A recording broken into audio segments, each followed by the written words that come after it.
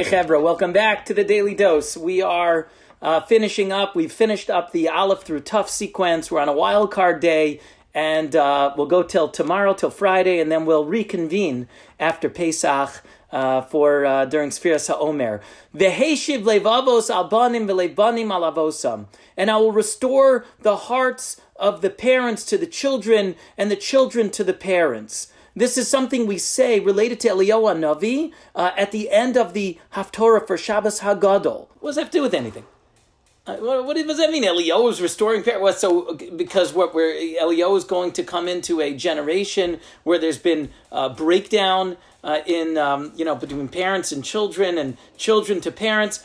By the way, it doesn't sound so crazy, right? We know that I think our society definitely could do a whole lot more in the way that we relate to the earlier generation, where the younger generation, as fast as it moves, and the generational divide really is accelerated has accelerated to a very fast pace because of technology and social media, etc. And there's such a big gap. I don't know. So Mashiach's going to be when the children explain to their parents and grandparents how to use Twitter and Snapchat. Like, what does that mean?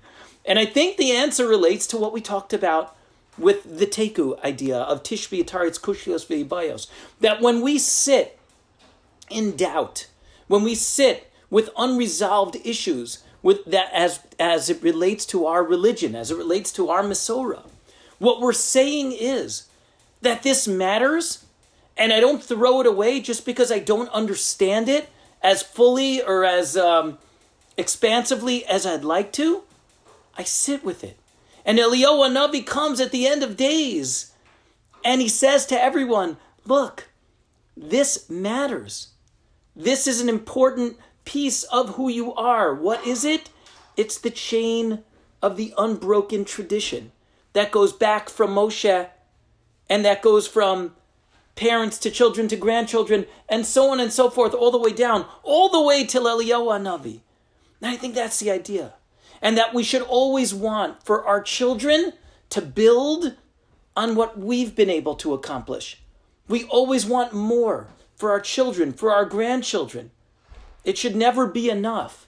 That's how Judaism doesn't just survive, it thrives. It reminds me of my grandmother, Zichrona Livracha, who you might have heard this story before, under the chuppah, turned to her husband, to my grandfather, and said, "Nu, Shimon, what do you want? What kind of life do you want to lead after enduring the unspeakable horrors of the Holocaust?" They were ready, perhaps, not to be religious. And my grandmother said to my grandfather, "We're going to create a Torah life and build a Jewish home, just like our parents and our grandparents and our great-grandparents." And here we are, generations later, having built that and continuing it, and not just surviving, but flourishing and thriving. May Eliyahu Navi truly come and restore our hearts to our children's to our own, as Judaism continues to move forward and elevate us each and every day in each successive generation.